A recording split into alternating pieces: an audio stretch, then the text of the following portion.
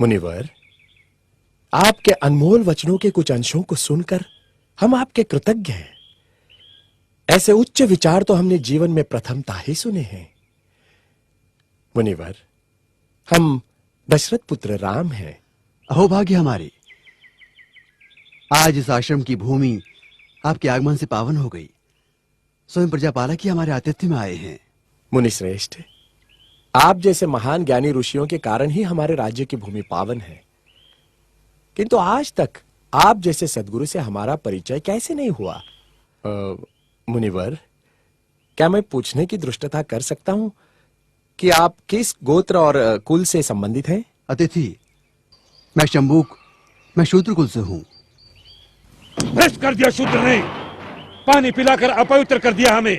छी छी, अब शरीर शुद्धि के लिए गौमूत्र छिड़कना होगा। ज्ञान की ऊंचाई पर एक नीच शूद्र? हमारा हृदय इसे स्वीकार नहीं करता। किंतु ये सत्य है राजा राम, मैं शूद्र हूं।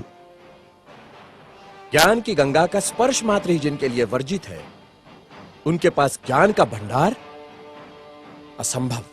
तभी तो राम राज्य में अराजकता फैली है। राम, क्या आपको ज्ञात है कि धर्मानुसार आपका अपराध जघन्य है? मेरा अपराध? क्या शूद्र का ज्ञान प्राप्त करना अपराध है? हाँ, अपराध है, जिसके कारण हमारे राज्य में एक ब्राह्मण पुत्र की अल्पायु में मृत्यु हो गई। हे कर्तव्यनिष्ठ राम, बड़े ही दुख के साथ मुझे कहना पड़ रहा है कि निष्कारण ही आप मुझे ब्राह्मण पुत्र की मृत्यु का दोषी ठहरा रहे हैं, जिस घटना से मेरा कोई संबंध नहीं, उसका मुझ पर। राजा राम, मैं न कहता था जिसका जो कार्य है वही कार्य उसे करते रहना चाहिए, नहीं तो ये शूद्र भी एक दिन अपना सर उठाकर हमको ज्ञान पढ़ाएंगे। राजा राम, तुमको असंगत कहेंगे। शंभुक, तुमने धर्म की मर्यादा का उल्लंघन किया है। मैंने किसी धर्म की मर्यादा का उल्लंघन नहीं किया है। मैं एक ही धर्म को मानता हूं, वो धर्म है प्रकृति का धर्म, और उसके अनुसार सभी मानव समान हैं। न कोई ब्राह्मण है, न कोई शूद्र है। देखो देखो इसकी जीवा कैसी लप लपा रही है। भविष्य में शास्त्र धर्म की शिक्षा लेकर तुम राजा राम को ही आह्वान दोगे। ऋषि, हमें किसी राजसत्ता और वैभव की लालसा नहीं है। हमें तो सिर्फ एक मानव जैसा जीवन व्यतीत करना है, और फिर बस समाप्त करो तुम्हारे वचन। 2 अक्षर क्या पढ़ लिए, हमें ही ज्ञान की भाषा सिखाने लगे। राम, ये अपराधी है और इसे दंड मिलना ही चाहिए, नहीं तो ऐसे पापियों के कारण हमारे राज्य में आपत्ति आ सकती है। आपके धर्म की पाप और पुण्य की कल्पना से मैं अच्छी तरह परिचित हूं। वो सारा पाखंड आपने अपने स्वार्थ के लिए रचा है और सारी प्रजा को मूर्ख बना रहे हैं। अपनी वाणी को रोको शंभुक। हम अपने परम पूज्य गुरु का और अपमान नहीं सह सकते। तुमने धर्मोल्लंघन किया है, जिसके कारण हमारे राज्य में एक ब्राह्मण पुत्र की अल्पायु में मृत्यु हो गई। हम अपने राज्य के ब्राह्मणों को और व्यथित नहीं कर सकते शूद्र। किंतु ब्राह्मण पुत्र की मृत्यु का कारण मैं कैसे हो सकता हूं?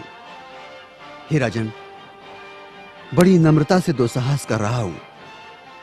आप तनिक अपने मन दर्पण में झांक कर तो देखें, तो आपको पता चलेगा कि आज की और कल की आपकी छवि में कितना अंतर पड़ा है। हे मर्यादा पुरुषोत्तम, राजा के अहंकार को कुछ क्षण के लिए त्याग कर तो देखो। मुझे स्वप्न में भी आशा नहीं थी कि देवताओं के मान्यवर दशरथ पुत्र राम का इतना नैतिक पतन हो जाएगा। किसी ने बस कह दिया तो आपके सोचने की शक्ति क्षीण हो गई। राजदंड की आड़ में ऋषि का वध करने के लिए उद्युक्त हो गए। दोषी मैं नहीं राजा राम, अपितु ब्राह्मण पुत्र की मृत्यु के लिए दोषी आप हैं। अपनी विष उगलती जिह्वा को रोको शंभुक। मुझे भयभीत करने की चेष्टा न करो राम। जब जब किसी शूद्र ने परंपरागत सामाजिक दास्तां की बेड़ियां तोड़ने की चेष्टा की, तब तब धर्मांधों ने उसकी हत्या कर दी। मुझे मृत्यु का भय नहीं राम। एक शंभुक जाएगा तो दूसरा शंभुक निश्चित ही पैदा होगा।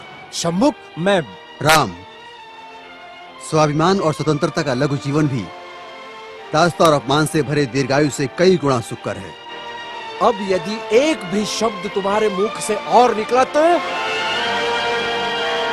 मैं सत्य हूं और सत्य की कभी मृत्यु नहीं होती।